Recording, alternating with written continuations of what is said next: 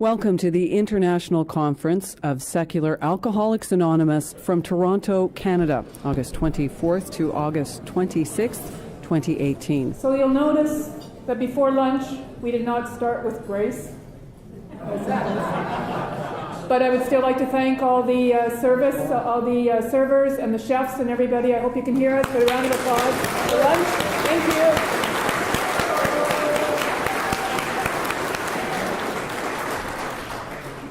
Okay, I'm going to get right into introducing the speaker. Dr. Vera T is the Medical Director for Renaissance Treatment Centre and Senior Staff Physician at Toronto, Harbour Light and Homestead Treatment Centres. She has worked in the field of addiction medicine for over 25 years and has a keen interest in the treatment of food addiction. She has hosted several local Rogers TV talk shows on addictions, such as Addictions Unplugged and Toronto Speaks, Addiction. She is author of Food Junkies, The Truth About Food Addiction. She's in recovery in AA, and she identifies as an agnostic, a speaker who knows she will never know. A seeker who knows she will never know. And if you do like to hear her speaking today, she's also on the panel on Sunday, the philosophy, the psychology, and the biology. She's the biology piece on spirituality. So please welcome Dr. Vera.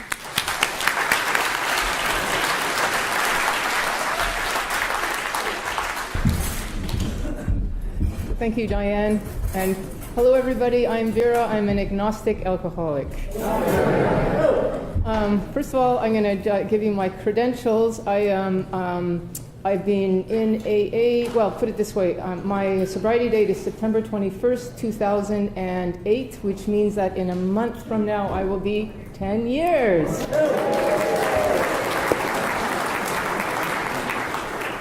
And I'm wondering if I should leave now while the going's good. When Diane asked me if I would speak to an agnostic conference, the first thing that came to mind was, I don't know if I can. Does she know that when I was 18 years old, I was sitting on my bed with the pros and cons of whether I should be a nun or not? and 3 years later, I was under a mosquito net in India at an ashram trying to decide if I would join the Rajneesh Orange people. And I decided, yes, I do qualify, because I think, like a lot of you, I am a seeker, but I am not a follower. And the idea of adopting a dogma and adopting the following of a particular person, whether it was Bhagwan Rajneesh or whether it was Christ, or, I mean, I come from, are there any Germans here? I heard that there are some Germans here. Hello. Okay. I come from a background where, my father followed a leader, and look what mess he got into. And I learned, not necessarily the hard way, because I didn't suffer the effects of that, but I certainly learned always to question leaders and the promises that they deliver, and the expectations of what I had to do to get that. So the idea of being a seeker but not a follower fit, and I came to, especially as I lived with myself for the next number of years, realize I'm always seeking, always. I'm always wanting something better than where I am right now. But I've never been able to settle on something, actually, until I found AA. So I'm going to today give you my experience, strength, and hope in AA. And by the way, who's going to be my timekeeper? Okay, thank you. Yeah, because I don't want to be like 45 minutes on the problem and then 5 minutes on the solution. Okay, so I'm a seeker. Now, alcohol was my first drink of alcohol, or real drink of alcohol, was probably when I was 17 years old. And I didn't start with alcohol because I grew up in an alcoholic home. And like probably a lot of you who have grown up in an alcoholic home, when I saw the devastation that alcohol did to our life, we literally revolved around the alcoholic in the home, which was my mother. Literally, that was our life. I vowed on her death I would never be an alcoholic, never would drink. So that's how I kind of entered the world, with this vow of I will never drink alcohol, aided by the fact that I didn't really like alcohol. I'm a German, and we're supposed to be drinking beer. And are there beer drinkers in this crowd? I don't like beer. I never have liked beer. I don't like beer. I didn't realize that, in my day, which I came into the scene in the 70s, we didn't have all these fruity, sweet, delicious things. It was beer or liquor, which was not, that was the thing I wasn't going to do because that was my mother's choice of drink. But there was wine, and wine, I didn't realize there was the sweet and the dry. I just knew there was dry until I discovered sherry, cooking sherry. And cooking sherry is very sweet.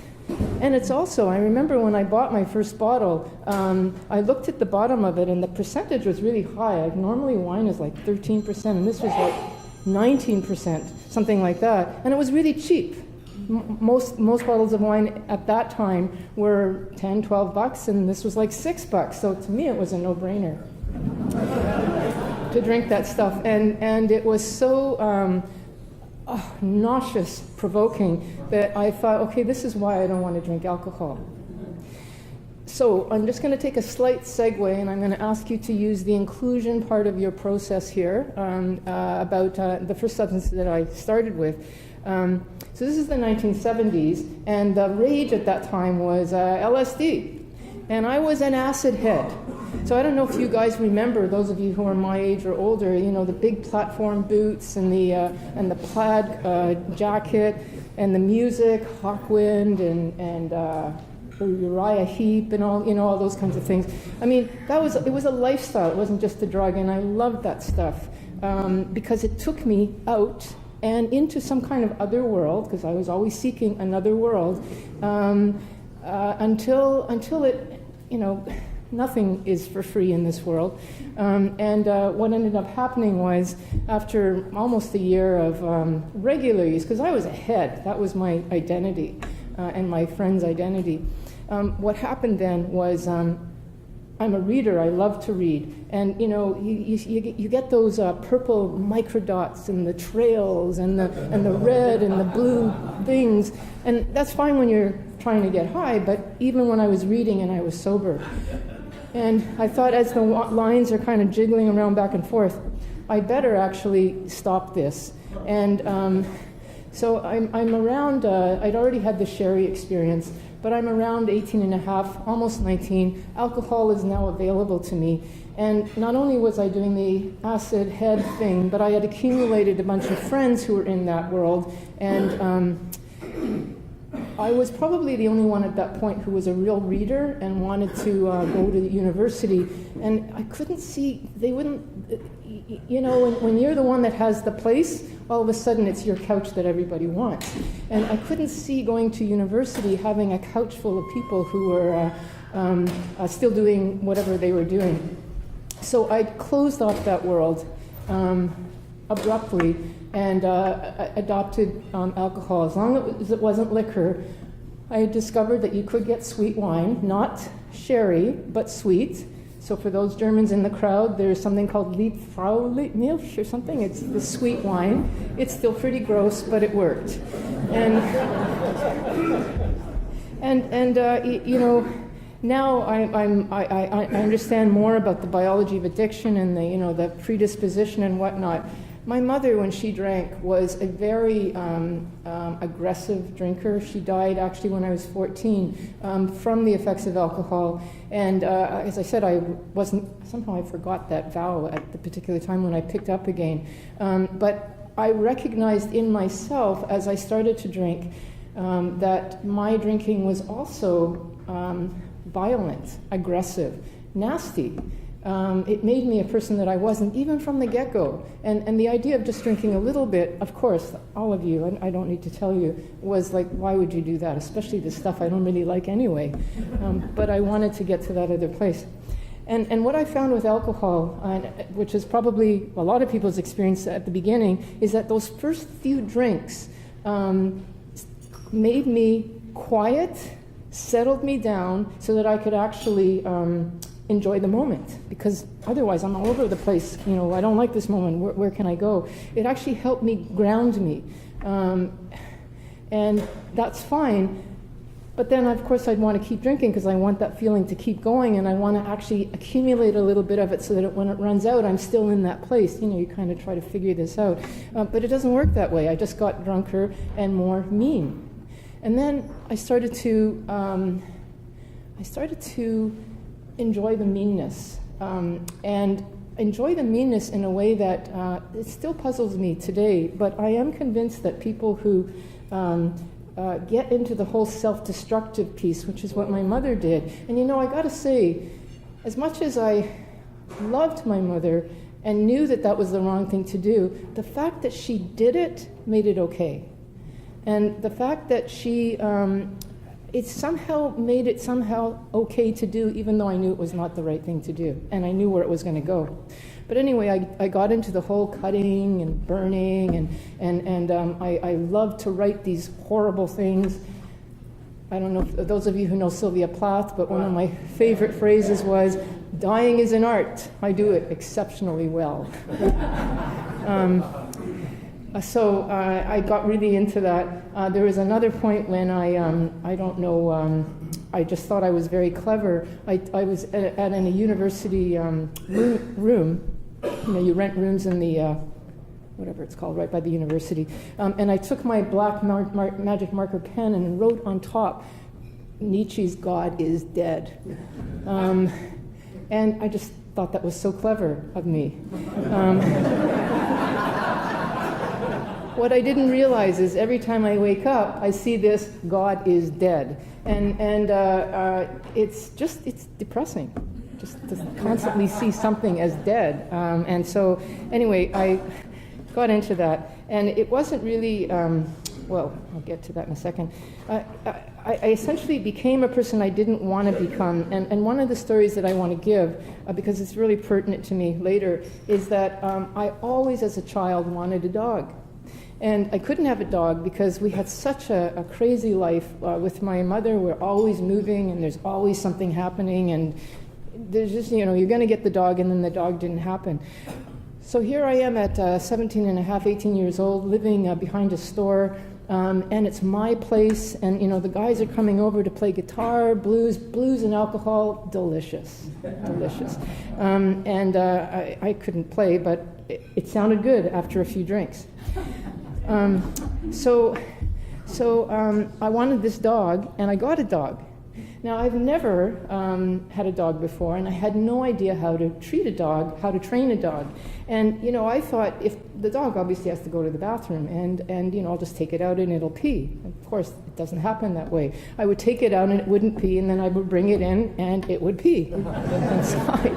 And I got very frustrated. And just as one little bit is one day when I was getting drunk, the dog was whining, probably because it had to go out and pee, and I was just so annoyed at this dog that was ruining my high. Like, for God's sakes, dog, shut up. And just quickly, I took the dog in the bathroom, put it in the tub. I mean, it's dry, but it can pee then, and I closed the door so it wouldn't ruin my high. And I say that because I wanted a dog all my life, and 3 weeks later, the neighbors knocked on the door and they said, "You got a dog that's always crying, and we want to take this dog away from you." And I looked at them, and later I thought, when they left, I thought, they're going to call that dog a rescue dog.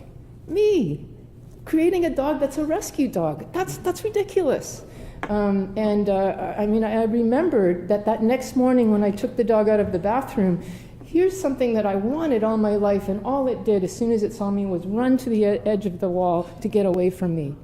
And I thought, okay, and this is alcoholic thinking. I thought, clearly I can't be the owner of a dog. I will never have a dog again. I didn't say I won't drink again. I'll be more careful. I said I will never have a dog again. And I also won't have any kids, ever, because look what I do.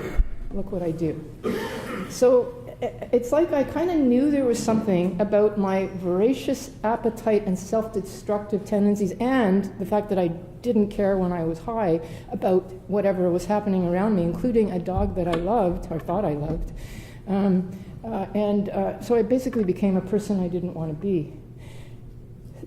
It was where I stopped drinking that particular time was when I went, I was really getting into the whole, I'm going to kill myself, I'm not going to kill myself, the drama about all of that. And finally I said, Vera, just get off the pot, do it or get off the pot. So I went down to the waterfront. I was living in Windsor at that time, so there's the Detroit River, it's cold, it's winter, and I'm saying, just do it. Stop talking about it, just do it.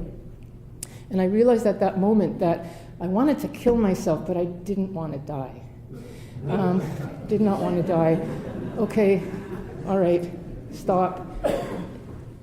I'm going to just get off the pot. So I went home, and I thought the only way that I'm going to stop this nonsense is to stop drinking.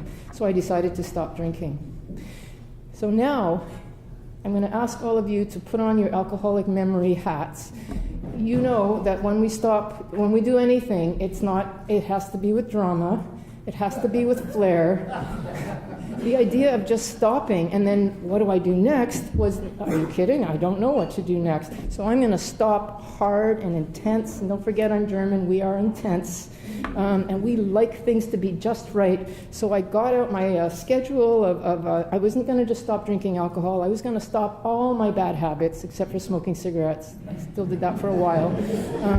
And I was going to stop eating food as well, like bad food. And I was going to get up early in the morning, and I had it all lined up in a way that only some of us can do. I entered then what I'm going to call the I quit years.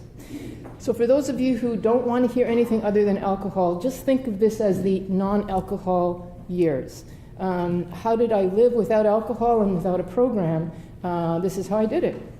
I didn't eat, so I cut my calories down to 800 calories a day. I ran, probably an hour in the morning. I forced myself to play piano because I've always wanted to play piano 1 hour a day.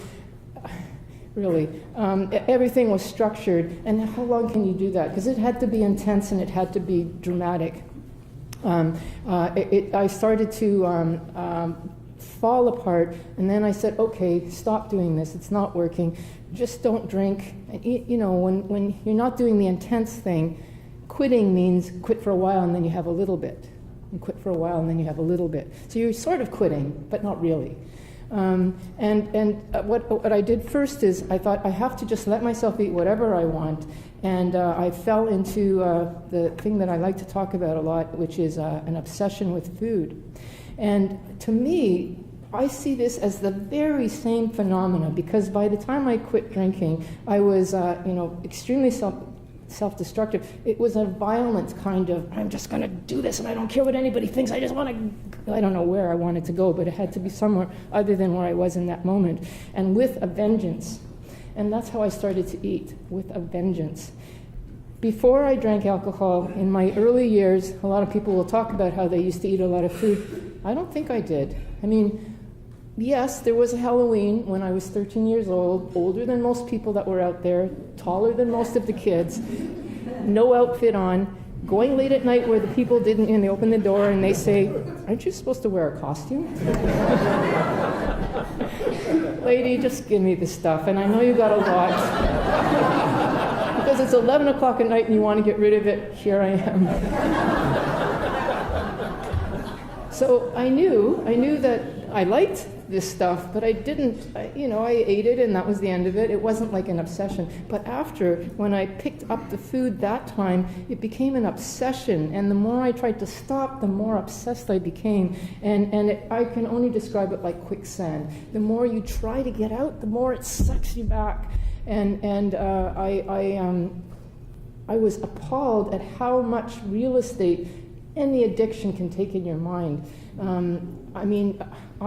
People talk about hanging out with lower companions with addiction, and certainly I hung out with lower companions, my acid head friends, and whatever else was going on at that time, which, by the way, I am so grateful that cocaine and crack didn't exist then, because I don't know if I'd be here today.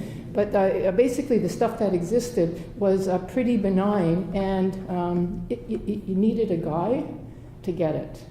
And that's not my predisposition, so it usually wasn't worth it enough to do the whole thing that you needed to get that stuff.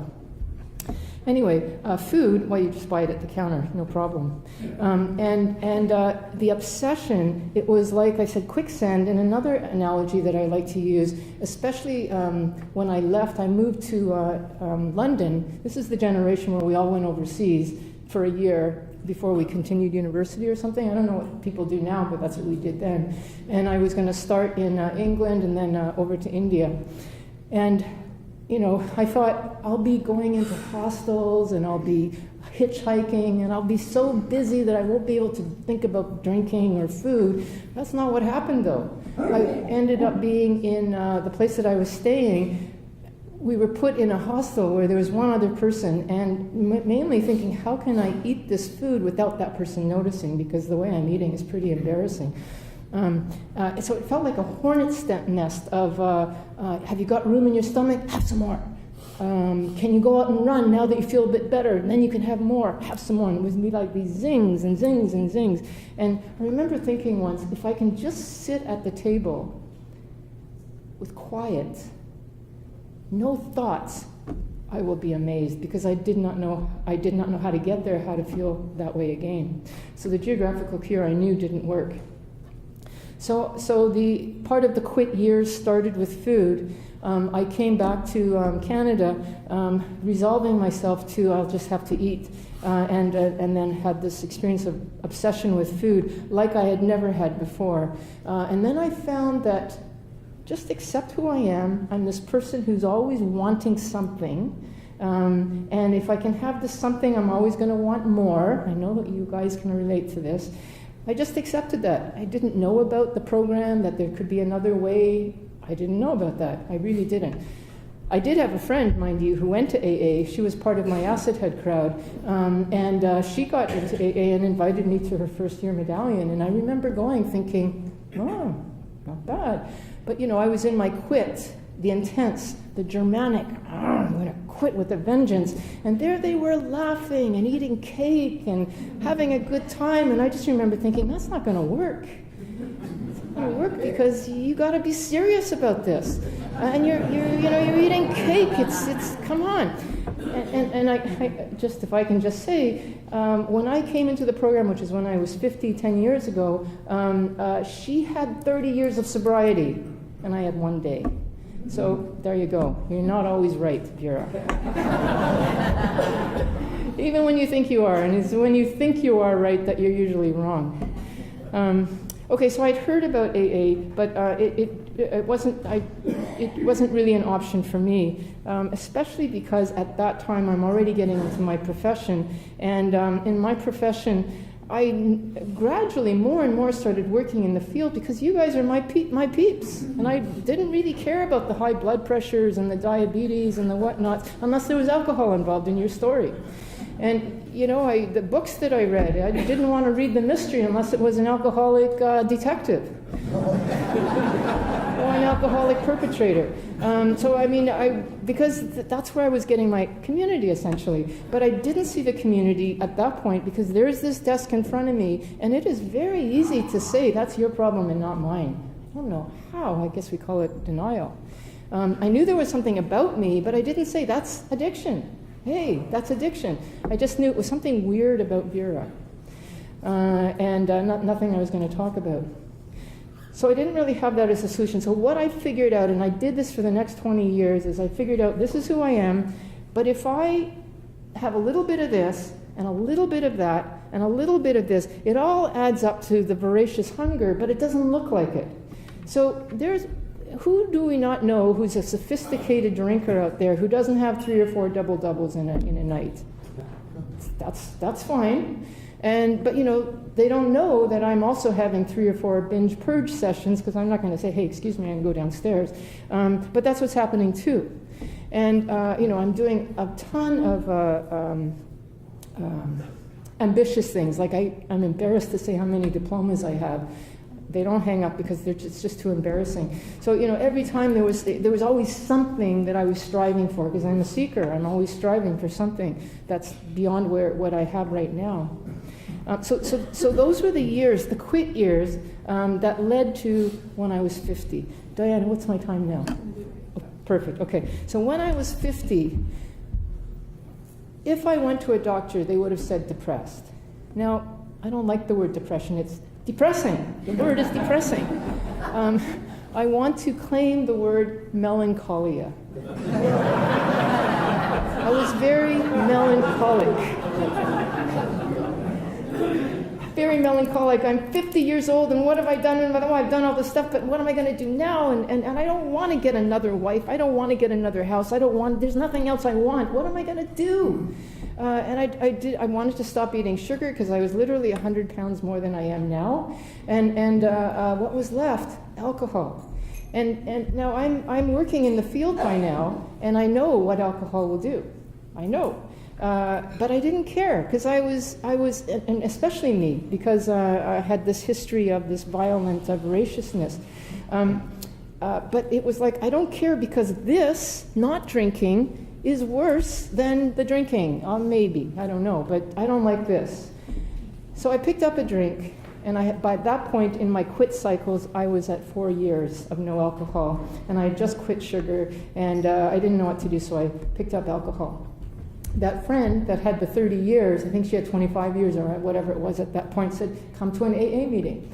I thought, well, okay, because I've heard a lot of patients talk about AA, and I've always been impressed by how they take responsibility for themselves, and you know, they do a lot of that God talk, but I was impressed by how they dealt with the recovery versus what I saw elsewise. So I thought I'd go, and when I went into the room, it was actually the one of the every 4 years international thing. No, it wasn't the super big international. It was the whenever. It was the day. It was the annual one down at Royal York. Yes, the Orsi. I immediately felt, in a way that I didn't feel the 20 years before, that I immediately felt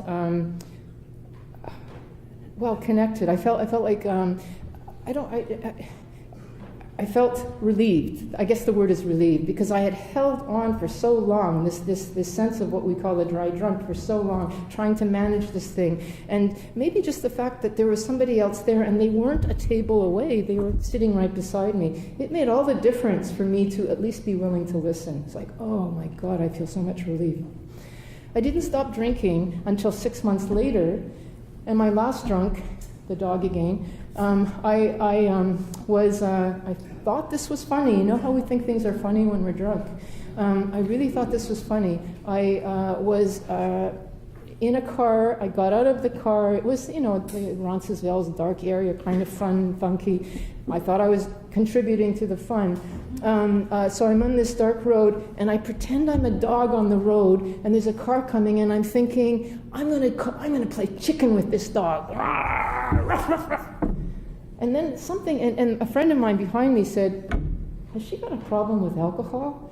And I turned to her and said, don't be ridiculous, and laughed it off. But the next day I thought, okay, wait a second, this is my profession. I'm doing stuff like this. Come on, Vera, like there's something wrong with this. So I went to AA and I said, I'm going to quit. And this time my quit was very different because I had somebody to help me. I had a sponsor. And I had the beginning of a program. And the program was something that was not, I mean, AA hasn't come up with these things entirely on its own. A lot of this stuff is, you know, cognitive therapy and mindfulness meditation. And we see it out there in the world. But it was packaged in a way that was okay with me, at least at that time. And how much time do I have? Okay, all right. So one story I have about that made a difference, because I had done therapy for years before that.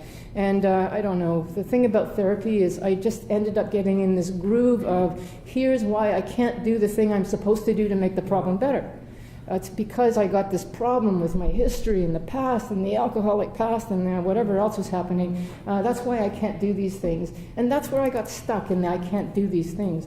And my sponsor just said, enough with the talking, just do it. Is it going to make you drink again? And I said, yes, it will, because otherwise I'm in that place of, what do I do? The quit Vera years.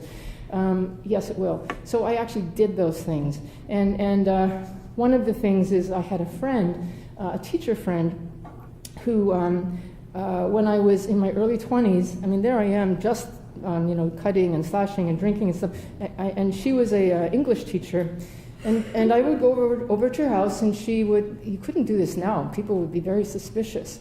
But she would, for the price of me marking papers, because she hated marking papers, I'm sure those of you who are teachers know what I'm talking about, would cook me a meal on a Friday night, and we would get drunk like skunks.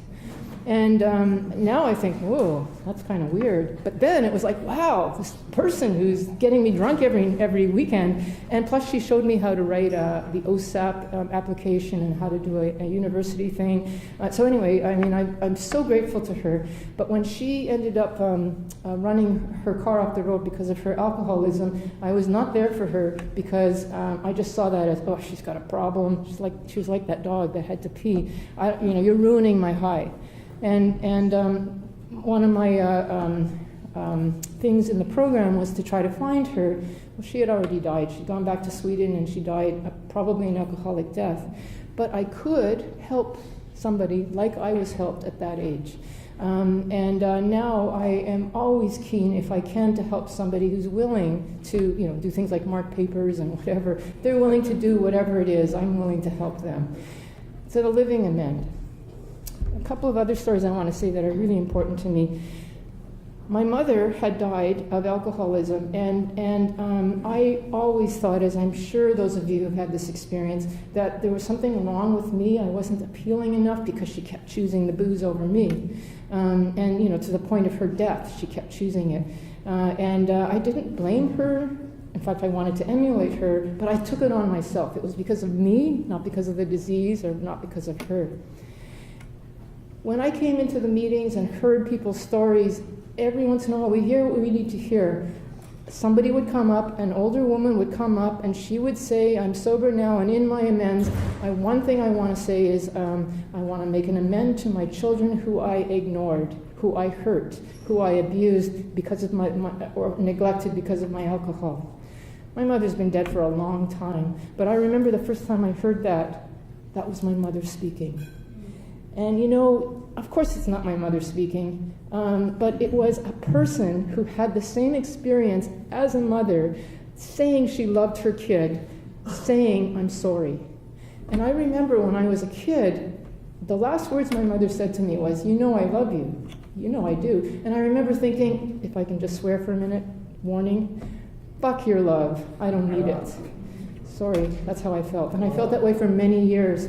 When I heard that woman speaking, that softened. And then I started to hear it more and more. Parents would come up and they would say, I'm really sorry what I did to my kids. And each time I would turn my head and I thought, that's for me.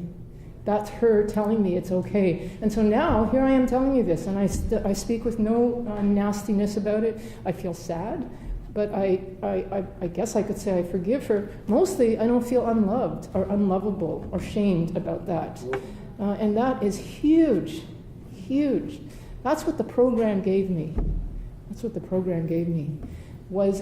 couldn't have gotten that in therapy. I didn't even talk about it in therapy because I didn't want to go into those painful waters. And I had done many thousands of dollars of therapy by then. The last story I want to say about that part is I have a dog now.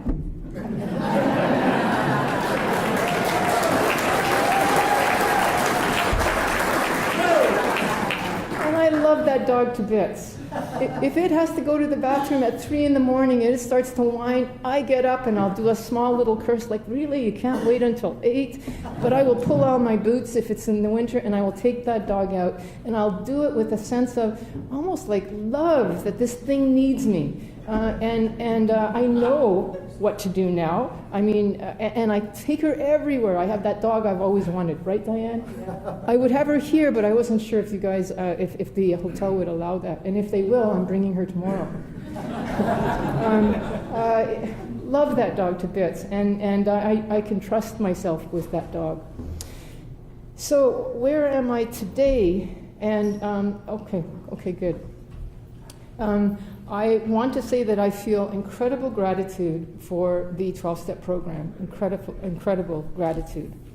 It gave me that extra 10 years, because when I picked up drinking when I was 50, I remember thinking, this is like Russian roulette. I'm putting the gun to my head. This one might get me, and it might not. And that's how it felt, and I actually liked that feeling. Like, that's a dark part of myself that still exists.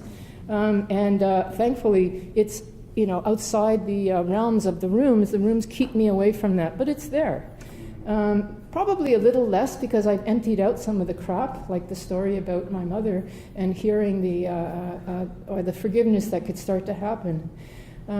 But I feel gratitude because it gave me 10 years of my life that I have had that I may not have had. And I have lived those 10 years, if I can use this word, with an evangelical fervor that only the dying can have. I will speak about AA as much as I'm allowed to. I work in a center where it's a 12-step based, and I love that about it. I also work in a Christian-based program, and I always slip in the 12-step piece if I can. One of the things, and I'll be doing it a little bit tomorrow in the spirituality talk, is I will translate some of the stuff that is in the 12-step program into biology speak. This is why it works. It's not because of the whole, God thing. That's just the framework that allows you to do these tools, and here's why those tools work. That is something that I do whenever I can. I love to do that. I continue to have a passion and a fervor for that. And mostly I'm really grateful that I'm in a position where I can do that. So I was given a life, and I'm able to give back, and there's nothing more sweet than being able to give back and have somebody receive it. So if there's anybody here who is worried about asking for help, it is sweet to be accepted. It is so sweet. Odd that I'd use that word sweet. I have gone on a campaign about food addiction because I saw how devastating and how gripping and how insane that was. It was just as insane as the alcohol, just as ugly and voracious. Like when I would shove in that food, I didn't even taste it. I was just thinking about what's next, and it was this craziness that I think that my alcoholism brought me to, or it's the same thing, and I'm really mad when people laugh about it and think it's lighthearted. For some of us, it's not, so that's I speak about that, and we will be amazed before we are halfway through. I am just amazed at the reception of that. Again, people accepting what you have to give has got to be one of the sweetest things that life can offer. And finally, I want to say that. This conference here today, the secular AA, the secularization of AA, I think is so important. I work in a field of addiction, and maybe a quarter of the people who are open to doing something with their life will say, okay, I'll try AA, and they'll do it. But 2/3, 3/4 will say, nah, I've been there, and it's the God thing. It's the cult thing. And I see these people who need us being turned away. And I want to say, no, there's that word agnostic in there. Don't worry about it. But then they go to a meeting and they do the bloody Lord's Prayer. How do you work with that? So and I can't say in that context, hey, I've done it, it works for me, because that's not an appropriate thing to do in that setting, and also it's stepping outside of the traditions. So it's groups like this, like this group, that say secular AA is, it exists, we are here, we get that it's not the God thing, and we are not a cult, we are a community that has a common purpose of helping, first of all, to stop drinking, and then to help others. I want that to be an option, because, look, I am the outside help, which really you don't want. Me outside help without AA, I would just shrug and say, I don't know. And what generally the outside help means is, a diagnosis like depression, and then a whole bucket load of medication. And maybe that medication is helpful, but that is not the same as what we do here. It can never be the same. And that's all I have if we don't have a program to give them. That's all I have to give. And I want to be able, I won't take that long. I want to be able to give something other than that. So secular AA is perfect. And I just want to say, kind of as a wrap-up of my talk itself, is We, secular AA, this conference, are the future of AA. I'm convinced that we are. In 1939, it was whatever it was then, the Oxford group, whatever. Now, in 2039, I hope by then this is going to be all over the place, because they need it. The people out there who haven't found this, they need it, and we need them. And we are the future of AA.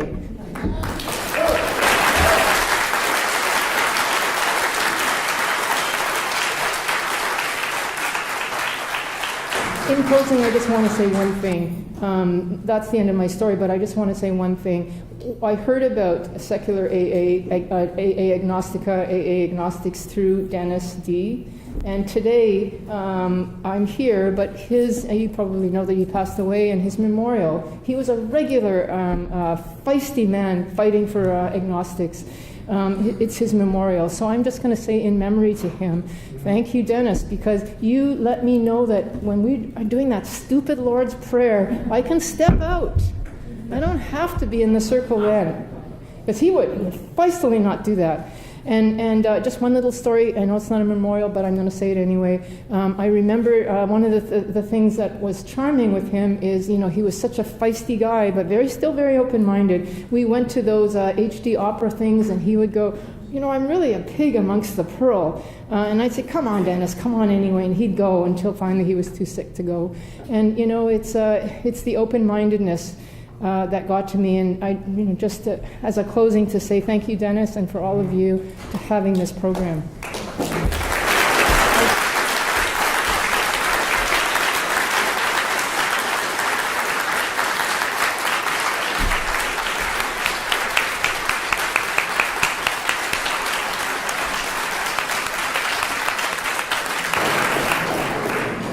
My journey with Vera actually started professionally. My husband went to the treatment center. She was the medical director of. We started going to her seminars. I got into 12-step service for her just because it was 12-step service. That's what we do. And it progressed to eventually become from volunteer to professional and then to friendship. So we've been quite a journey, and thank you for remembering Dennis. I'm going to tell a little story about Dennis just because we have a bit of time. Is when he first got sick and he went to the hospital, and I can't remember the story exactly, but a nurse asked him something to the effect of, do you want to pray, but that's Jesus working through you, or something like that. And his response was so blunt, a little rude maybe even, but something that God had nothing to do with my recovery. There's a team full of doctors in there, and I don't need your prayers. And he walked and lived for another, 7 years. And so he put his faith in medicine. Anyway, he was a feisty guy. But thank you, Vera, for taking your time. I've not heard your whole story because our path has been more professional and in friendship. So thank you for being a representative of secular AA.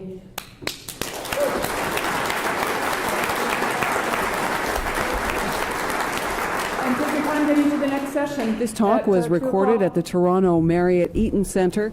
For more information and more recordings, visit seculara.org.